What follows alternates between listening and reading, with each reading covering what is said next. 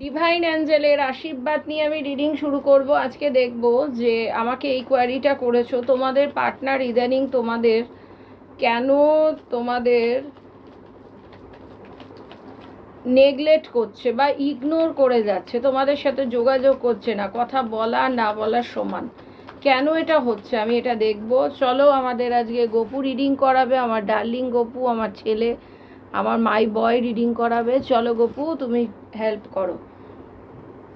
তোমার পার্টনারের মেন্টালিটি কিন্তু স্টেবল নয়। এ কিন্তু বিভিন্ন অপশান খুঁজে বেড়াচ্ছে বা এ নিজের পায়ে এখনও ঠিকঠাকভাবে দাঁড়াতে পারেনি, সেই কারণের জন্য। এবং এর লাইফে অনেক ব্যক্তি আছে যারা একে তোমার বিভ্রান্ত করে দিচ্ছে, যার জন্য তোমার সাথে এরকম বিহেভিয়ারটা করছে।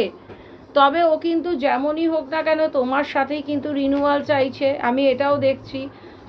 তোমাকে কিন্তু, তোমার প্রতি কিন্তু ওর একটা যথেষ্ট অ্যাট্রাকশান আছে। ওর লাইফে হাজার অপশান থাকলেও ও কিন্তু তোমাকে নিয়ে কিন্তু চিন্তা ভাবনাটা করছে। এবং তোমার ইয়েস, থার্ড পার্টি আছে। ফার্স্ট অফ অল আমি বলবো তোমাদের এই জিনিসটা হচ্ছে থার্ড পার্টির কারণে। তোমাদের লাইফে থার্ড পার্টি আগুনের সমুদ্র, যে তোমার পার্টনারকে প্রতিনিয়ত তোমার ম্যানুপুলেট করে করে এই দুরবস্থা করেছে। তোমাদের মধ্যে অনেকের প্রবলেমও হতে পারে, মানসিক প্রবলেম, মনের প্রবলেম হতে পারে, বা তোমার হয়তো তোমাদের মধ্যে প্রবলেম হয়েছে, বিভিন্ন রকম প্রবলেম হতে পারে, যার জন্য তোমাকে এই মুহূর্তে অ্যাভয়েড করছে। ফার্স্ট অফ অল এর লাইফে এমন কোনো লোক রয়েছে বিভ্রান্ত করছে, থার্ড পার্টি রোলের ভূমিকা পালন করছে, এবং তোমাদের মধ্যে ঝগড়া অশান্তি হচ্ছে থার্ড পার্টির কারণে হচ্ছে। এবং তোমাদের মধ্যে একটু ম্যাচুরিটি আনতে হবে, ম্যাচুরিটিরও অভাব দেখছি। কিন্তু তোমার পার্টনার তা সর্বোপরি তার লাইফে আরও অনেক অপশন রয়েছে, এবং ওর মাইন্ডটা স্টেবল নয়। ও একটা জিনিস ধরে বসে থাকতে পারে না।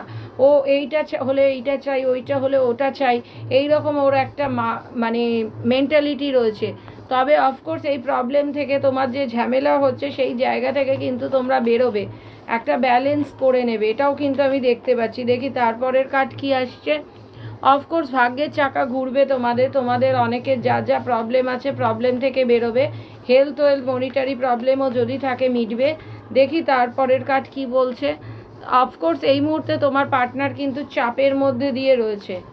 চাপ আমি কিন্তু একটা দেখতে পাচ্ছি, হতে পারে মনিটারি প্রবলেম, হতে পারে এর পরিবার থেকে একটা চাপ আসছে, বা একে কোনো রকমভাবে মিসগাইড করছে থার্ড পার্টি, এই রকম কিন্তু একটা পরিস্থিতির মধ্যে দিয়ে যাচ্ছে তোমার পার্টনার। এই কার্ডটা বারবার আসতে চাইছে, এটা আমি নিয়ে নিই।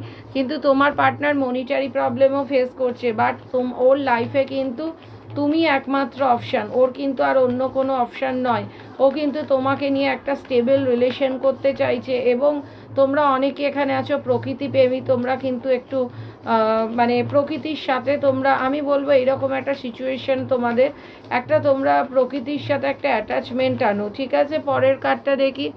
তোমার পার্টনার অফকোর্স তোমাকেই কিন্তু লাভ লেটার বা ম্যারেজ প্রপোজাল এই সমস্ত কিন্তু দেবে। ঠিক আছে, এত চিন্তার কোনো কারণ নেই। বটম অফ দ্য ডেক আমি দেখব ও কিন্তু স্ট্রাগল করতে করতে আলটিমেট কিন্তু তোমার কাছে আসছে, এটাও একটা বড় ব্যাপার। আচ্ছা, পার্সোনাল, এটা general reading, collective reading, timeless reading, যখনই দেখবে কিছু না কিছু তোমার জন্য রেজোনেট করবে। আর অফকোর্স পার্সোনাল রিডিং তোমরা করে দেখো, পার্সোনাল রিডিং করে যেটা বেরোবে সেই অনুযায়ী তোমরা কিন্তু রেমিডি করো।